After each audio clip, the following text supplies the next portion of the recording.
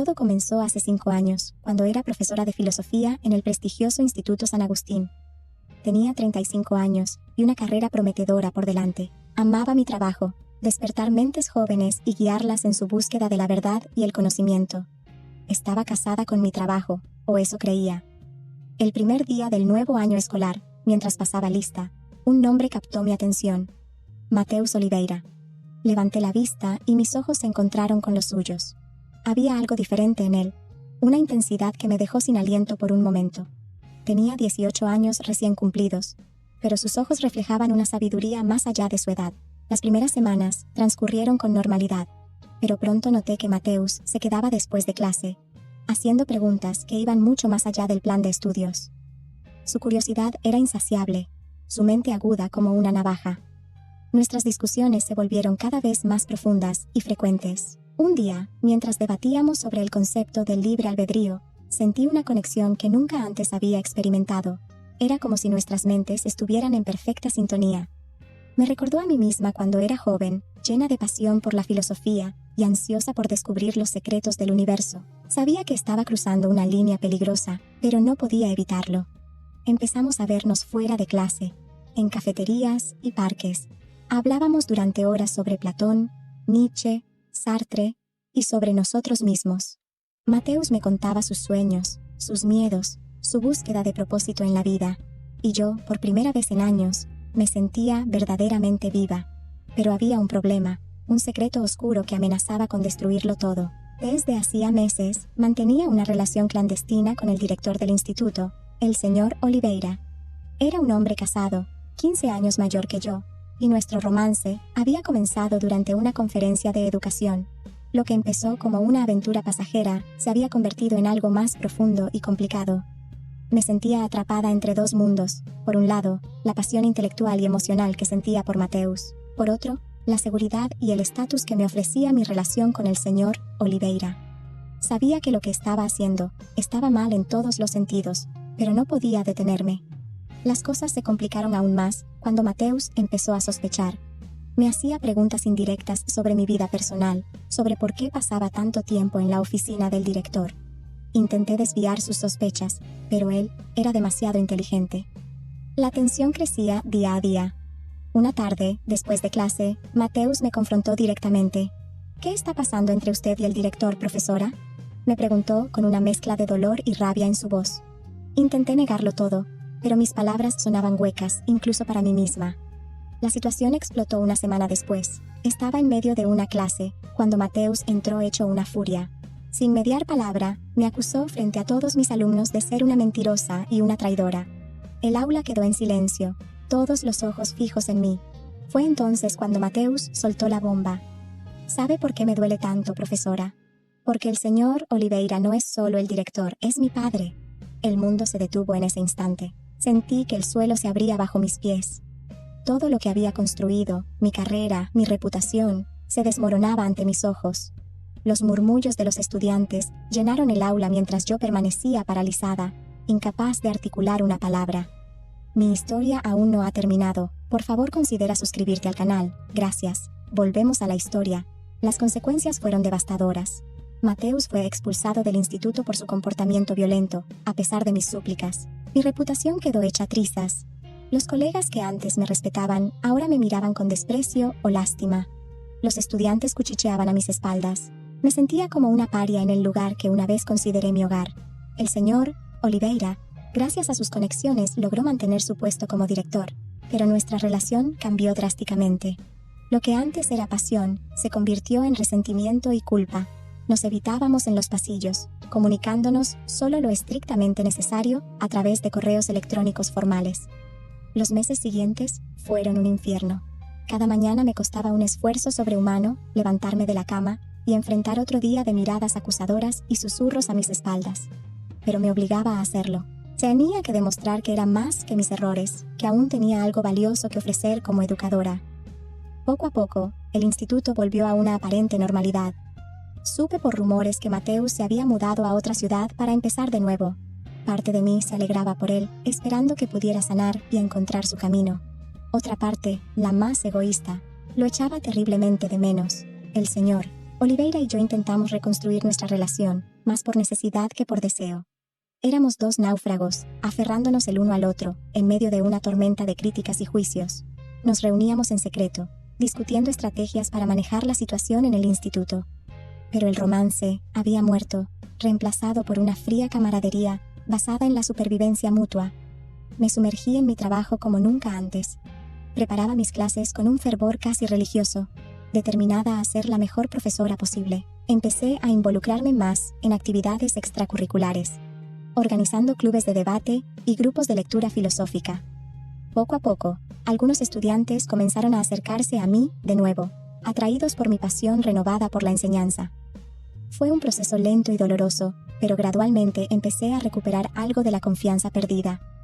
Algunos colegas, viendo mi dedicación, comenzaron a tratarme con un poco más de calidez. No era mucho, pero era un comienzo. Una tarde, mientras corregía ensayos en mi despacho, recibí un correo electrónico que me dejó sin aliento. Era de Mateus. Con manos temblorosas, abrí el mensaje. Querida profesora Clara, han pasado 6 meses desde aquel día fatídico. He reflexionado mucho sobre lo sucedido, y, aunque aún me duele, creo que es hora de cerrar este capítulo. No busco su perdón, ni le ofrezco el mío. Solo quiero que sepa que, a pesar de todo, las conversaciones que tuvimos cambiaron mi vida. Me ayudaron a encontrar mi camino. Estoy estudiando filosofía en la universidad. Cada vez que abro un libro de Kant o Heidegger, pienso en usted, en lo bueno y en lo malo, en las lecciones aprendidas y en los errores cometidos. Espero que haya encontrado paz y que siga inspirando a otros como me inspiró a mí, aunque fuera por un breve momento. Adiós, profesora Clara. Que la sabiduría la guíe siempre. Mateus. Las lágrimas corrían por mis mejillas mientras leía y releía el mensaje. Era una mezcla de alivio, tristeza y un extraño sentimiento de orgullo. Mateus había encontrado su camino, y de alguna manera yo había sido parte de ese viaje, para bien o para mal. Esa noche, mientras contemplaba las estrellas desde mi balcón, tomé una decisión. Era hora de ser completamente honesta, conmigo misma y con los demás. A la mañana siguiente, pedí una reunión con el consejo escolar. Frente a mis colegas y superiores, confesé todo. Les conté sobre mi relación con el señor Oliveira, sobre mi conexión inapropiada con Mateus, sobre mis errores y arrepentimientos. Les hablé de mi amor por la enseñanza y mi deseo de redimirme. Les pedí una oportunidad para demostrar que podía ser mejor, no solo como profesora, sino como ser humano. El silencio que siguió a mi confesión fue ensordecedor.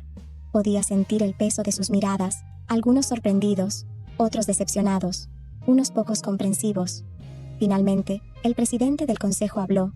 Profesora Clara, apreciamos su honestidad. Lo que hizo fue inaceptable y va en contra de todo lo que representamos como institución educativa. Sin embargo, también creemos en la redención y en el poder de la educación para transformar vidas. Le daremos una última oportunidad, pero estará bajo estricta supervisión. Cualquier paso en falso y se verá obligada a renunciar. ¿Está dispuesta a aceptar estas condiciones? Sin dudarlo, asentí. Era más de lo que merecía y estaba determinada a no desperdiciar esta oportunidad. Los meses siguientes fueron un desafío constante. Cada día era una lucha por ganarme de nuevo el respeto de mis colegas y estudiantes. Me esforcé por ser transparente en todas mis acciones, manteniendo siempre una distancia profesional apropiada. Organicé seminarios sobre ética en la educación, usando mi propia experiencia como ejemplo de lo que no se debe hacer. Mi relación con el señor Oliveira llegó a su fin de manera natural.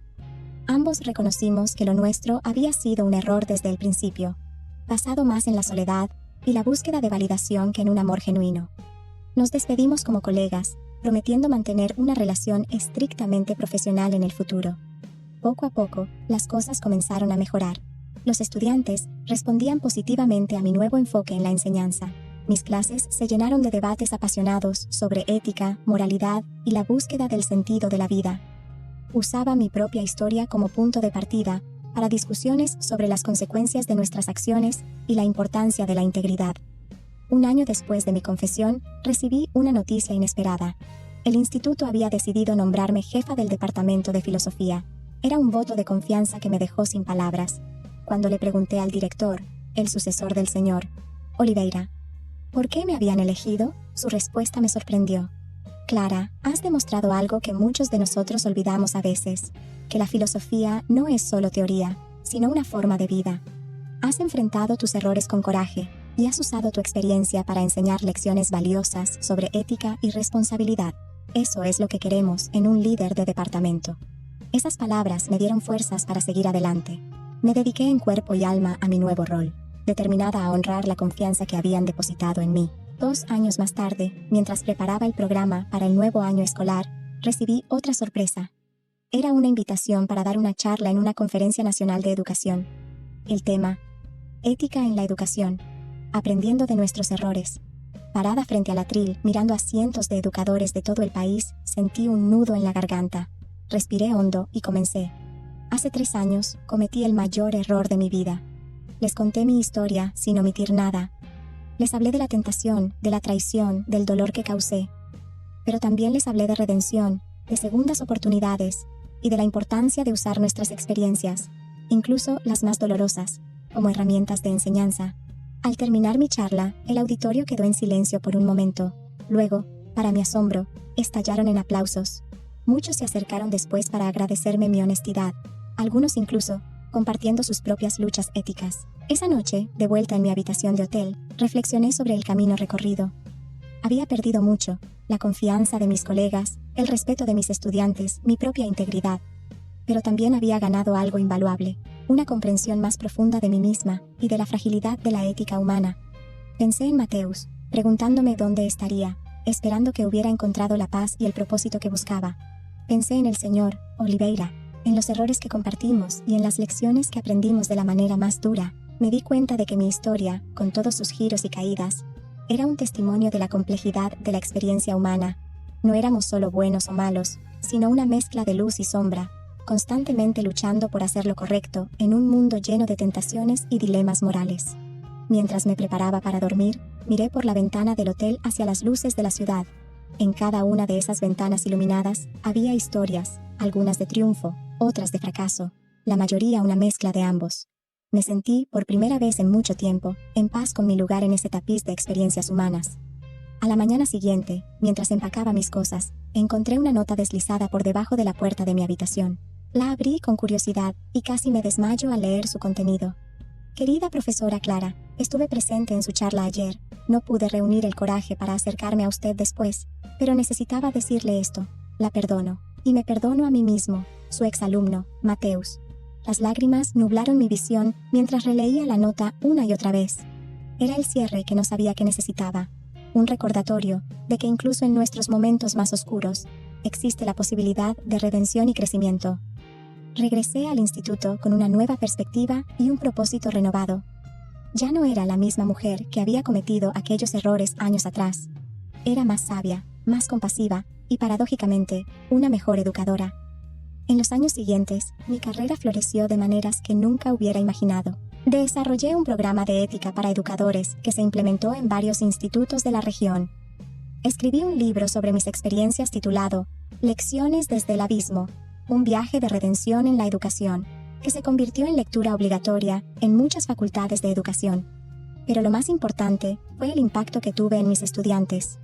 Usaba mi historia como una herramienta poderosa para enseñar sobre ética, responsabilidad y las consecuencias de nuestras acciones. Veía cómo mis palabras resonaban en ellos, cómo les ayudaba a navegar sus propios dilemas morales y a entender la complejidad de la vida adulta. Un día, mientras caminaba por el pasillo del instituto, me encontré con una estudiante llorando en un rincón. Me acerqué a ella con cautela, consciente de los límites que debía mantener. ¿Estás bien?, le pregunté suavemente. La chica, Sofía, me miró con ojos llorosos. Profesora Clara, he hecho algo terrible. Hice trampa en el examen de matemáticas y ahora me siento horrible. No sé qué hacer. En ese momento, sentí una profunda conexión con Sofía. Vi en ella el reflejo de mis propios errores y miedos, pero también vi la oportunidad de guiarla hacia un camino mejor. Sofía, le dije, sentándome a su lado, cometer errores es parte de ser humano. Lo importante es cómo respondemos a ellos. Déjame contarte una historia. Le conté una versión abreviada de mi propia experiencia, omitiendo los detalles más personales, pero enfatizando las lecciones aprendidas. Vi cómo sus ojos se abrían con comprensión y alivio al darse cuenta de que incluso los adultos, incluso sus profesores, cometían errores. ¿Qué debo hacer?, me preguntó cuando terminé. Lo correcto, respondí. Será difícil, pero a largo plazo, la honestidad siempre es el mejor camino. Te acompañaré a hablar con tu profesor de matemáticas si quieres. Sofía asintió, limpiándose las lágrimas. Juntas, fuimos a la oficina del profesor de matemáticas. Vi cómo Sofía confesaba su falta. Vi la decepción inicial del profesor transformarse en respeto por su honestidad. Fue un momento de profunda enseñanza para todos los involucrados. Ese incidente me recordó por qué había elegido ser profesora en primer lugar. No se trataba solo de transmitir conocimientos, sino de guiar a los jóvenes en su viaje hacia la adultez, ayudándoles a navegar las complejidades morales de la vida. Los años pasaron, y mi reputación como educadora y oradora sobre ética en la educación creció. Fui invitada a dar charlas en universidades y conferencias internacionales. Cada vez que subía al escenario, sentía una mezcla de humildad y responsabilidad. Sabía que mis palabras podían tener un impacto duradero en las vidas de otros educadores, y por extensión, en sus estudiantes. Un día, mientras firmaba libros después de una conferencia, un hombre joven se acercó a mi mesa. Algo en él me resultaba familiar, pero no podía ubicarlo. «Profesora Clara», dijo con una sonrisa tímida. «No sé si me recuerda. Soy Mateus». El mundo pareció detenerse por un momento. Ahí estaba él, el estudiante que había sido el catalizador de mi caída, y indirectamente, de mi redención. Ya no era el adolescente intenso que recordaba, sino un hombre joven con ojos amables y una barba incipiente. «Mateus», logré decir, mi voz apenas un susurro. «Por supuesto que te recuerdo». Nos miramos en silencio por un momento, años de historia no dicha flotando entre nosotros. «He seguido su carrera», dijo finalmente. «Su libro, sus charlas, han significado mucho para mí. Quería que supiera que lo que pasó, aunque doloroso, me ayudó a encontrar mi camino. Soy profesor de filosofía ahora, en una escuela secundaria». Sentí que las lágrimas amenazaban con derramarse. «Mateus, yo no sé qué decir. Lo siento tanto por todo». Él negó con la cabeza. «No hay nada que perdonar, profesora. Todos cometemos errores. Lo importante es cómo los enfrentamos y crecemos a partir de ellos. Usted me enseñó eso, aunque no de la manera que esperaba». Nos abrazamos brevemente, un abrazo cargado de perdón, comprensión y una extraña sensación de cierre. Cuando nos separamos, vi en sus ojos el reflejo del joven apasionado que había sido, pero también la sabiduría del hombre en que se había convertido. «¿Podríamos tomar un café?», pregunté. «Me encantaría escuchar sobre tu vida, tu carrera». Mateus sonrió y asintió. «Me encantaría, profesora». Mientras caminábamos hacia la cafetería, sentí como si un círculo se cerrara. Habíamos recorrido un largo y doloroso camino, pero de alguna manera habíamos llegado a un lugar de entendimiento mutuo y respeto. Durante las siguientes horas, Mateus y yo hablamos como los colegas que éramos ahora. Compartimos historias de nuestras experiencias en el aula, discutimos filosofía y ética. Y reflexionamos sobre cómo nuestro pasado compartido había dado forma a nuestras vidas de maneras inesperadas.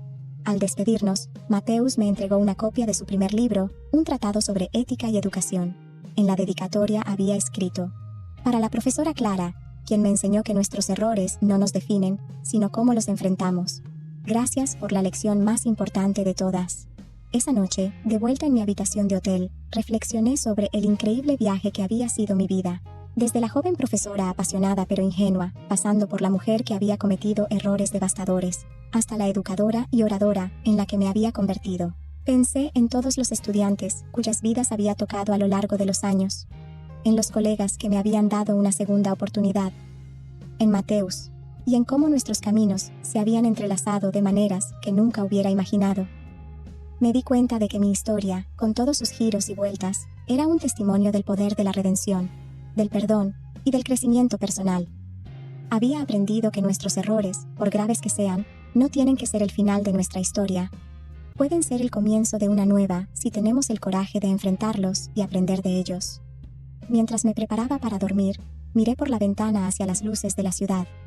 En cada una de esas ventanas iluminadas había historias, algunas de triunfo, otras de fracaso.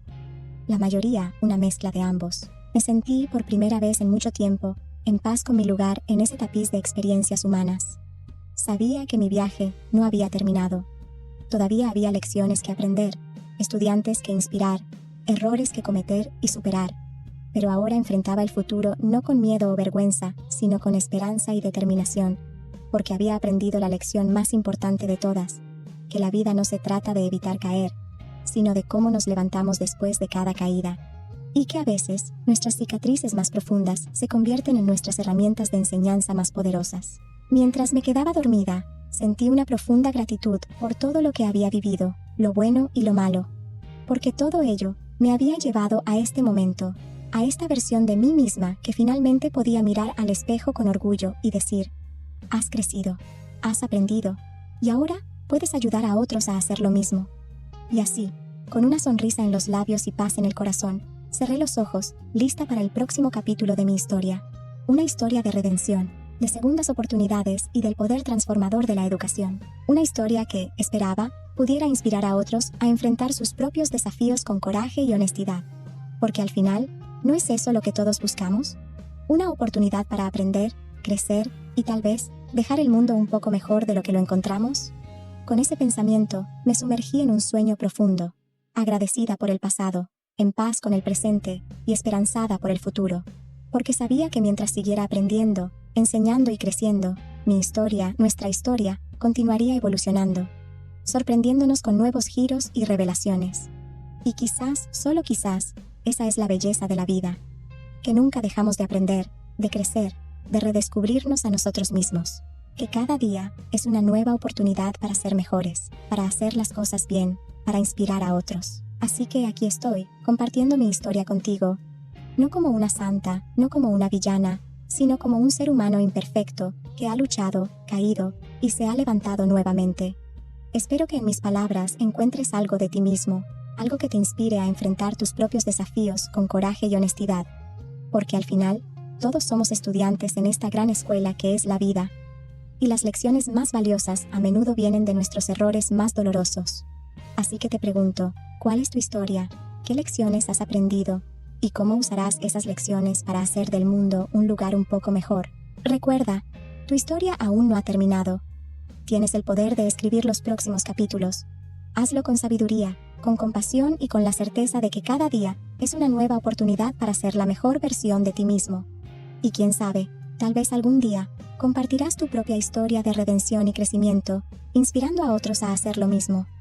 Porque así es como avanzamos, cómo crecemos, cómo nos volvemos mejores, compartiendo nuestras historias, aprendiendo unos de otros y recordando siempre que no importa cuán oscuro parezca el camino, siempre hay una luz al final del túnel. Así que sigue adelante, enfrenta tus miedos, aprende de tus errores y nunca dejes de crecer, porque tu historia, al igual que la mía, está lejos de terminar. Y los mejores capítulos aún están por escribirse.